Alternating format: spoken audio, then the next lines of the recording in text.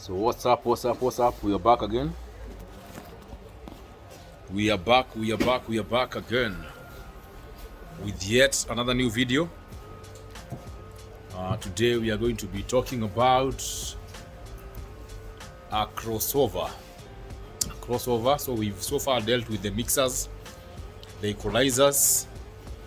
So today we are going to talk about the crossover. Remember, we are at Decibel Sounds or Decibel Audio Kenya, located at the junction of Luthuli Avenue and Kamai Road. And we offer sale of sound and music equipments. And now we are going to be doing several videos to elaborate on how to use different sound equipments as a supplement to our clients and to any other person out there who uses sound equipment. So without further ado, we go right away to the crossover. The crossover, we said, comes as the last components feeding the signal to the amplifier. So the flow comes from the mixer, goes right into the equalizer, and then it's received by the crossover, and then the crossover channels the frequencies to the amplifier. So today we are going to look at the crossover and the features, and that will be it. So come along. So here we are. This is Mr. Crossover. This is DBX. It's called DBX Professional Products, and the series is 234XL 2/3/4-way crossover. So remember, DBX is a product of Harman International. Harman International is a big company that has so many brands that are named separately, but they are all from the Harman International company. So let's do this. We'll go straight into the first function. Now I'll explain this.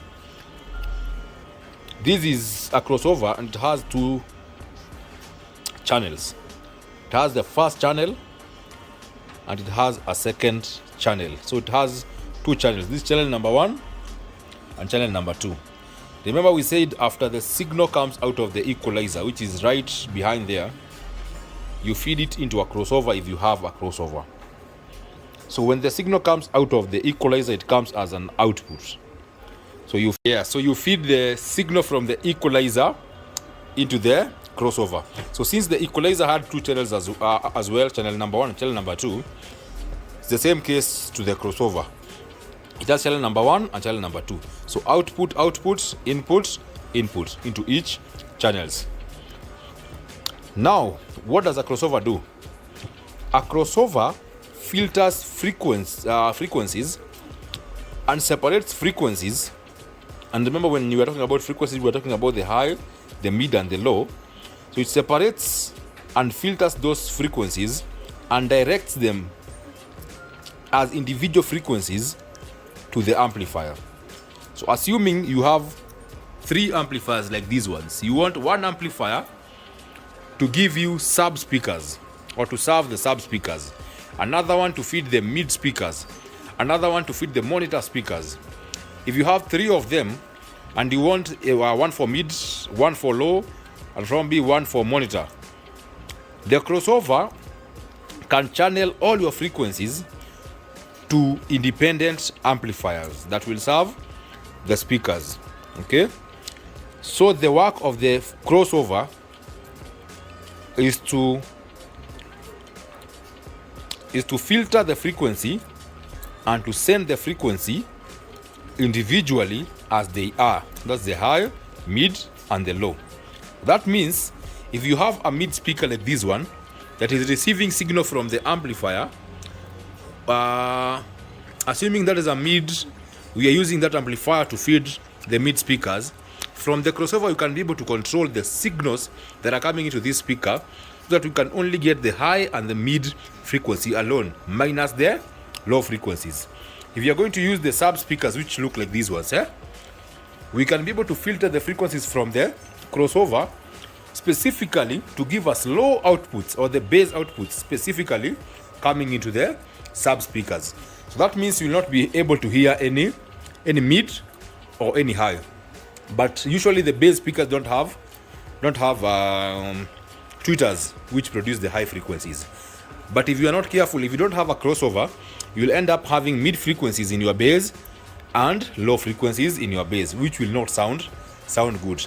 Another danger of not using a crossover is that when you're using any of these other speakers, the mid speakers, or when you're using the monitor speakers, the full range or the house speakers, the danger is if you pump too much bass into these speakers, or too much low frequencies to these speakers, you might end up blowing the tweeters, because they are meant to receive only the high frequencies and not the low frequencies. So a crossover comes in handy because you can be able to filter all your frequencies. So assuming this is channel number 1 and this channel number 2, I advise people to use channel number 1 for mid and channel number 2 for sub. I'll show you the reason why. This is called a 234 crossover. So what 234 means is that you can be able to get 2 frequencies, 3 frequencies, or 4 frequencies. What does that mean? 2 frequencies, you can be able to get the mid and the low separately. 3 frequencies, you can be able to get a mid, a low, and a high.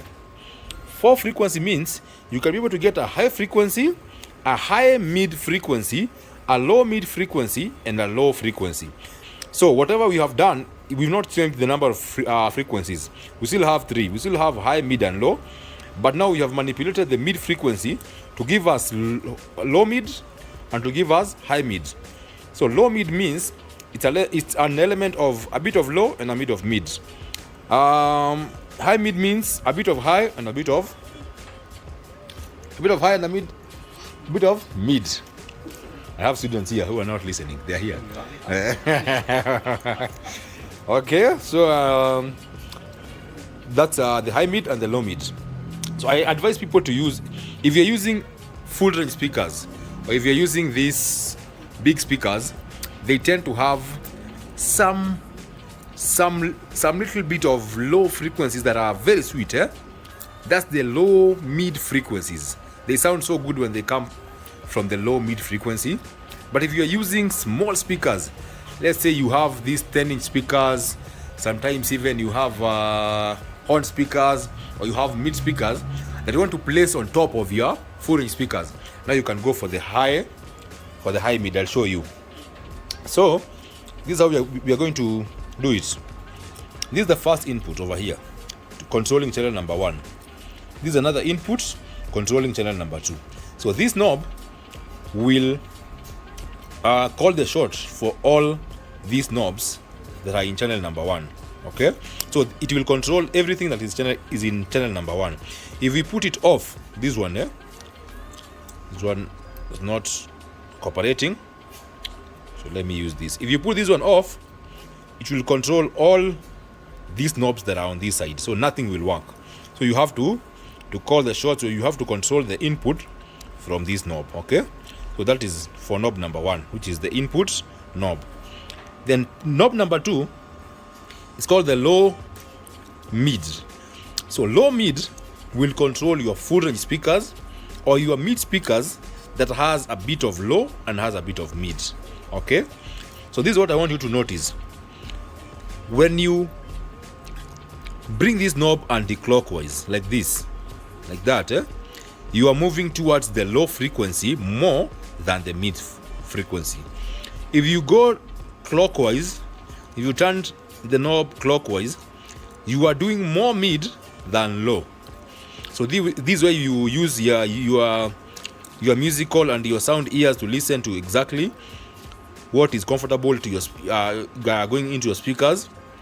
Okay, so you can balance to whatever position you feel is comfortable to your speaker. But this is where you control your low mid speakers. So number 2, we have a mid-high frequency. So a mid-high frequency, this way you control the amount of mid and the amount of high going into your speaker. So the more you come clockwise, you are coming towards the high. The more you come anti-clockwise, you're coming towards the mid, as you can see, like that. Okay, so assuming we are only using the mid speaker on this side, this low output will have no effect because we are only using the mid speaker. So this one will have no effect on whatever you are doing. Now this is the main volume for the mid output. Remember, if we decided to use all the 4 frequencies, that is 2, 3, if we decided to use all the 4 frequencies, we can still get a low output from here and a mid output from this side, and also a high output from this side. So if we decided to use all of them, then this low output will only affect the low frequencies going into your bass. But now, since we decided for our example, you're only going to use the mid and maybe the low, this one will have no function at this particular moment, or when we are describing this first video. So this will control only the mid output, as we are saying. Okay, and this will also control the high output if you had decided to do your high output speakers from this channel. The same applies to channel number 2. You have a low mid still over here, you have an input, you have a mid high, which is the same, then you have a low output, a mid output, and a high output. All right, so normally in most cases you are going to find that you are only using low speakers and mid speakers. That's why I said you can use your mid from this side, you can use your low from this side, but there will not be an effect of you using low on this side and mid on this other side.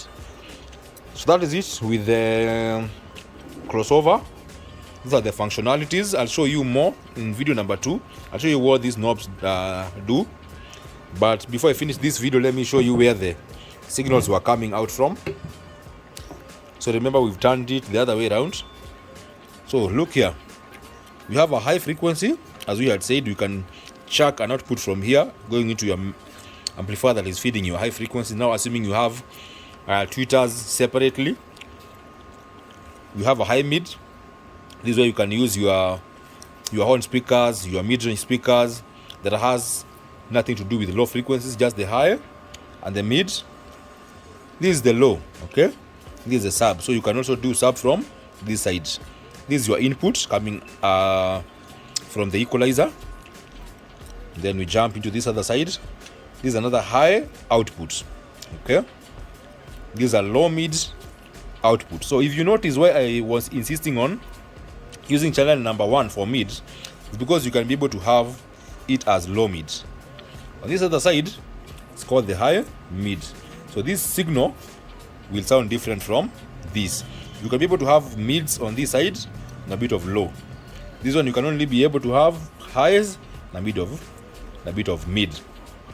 So this one will sound better for your speakers that has a bit of low frequency. Sounds sweet. Okay, and then we also have another low output from channel number 1. And then now this is the input from the equalizer. So in our next video, I'll be able to explain what all these buttons do, the mono and the stereo ones.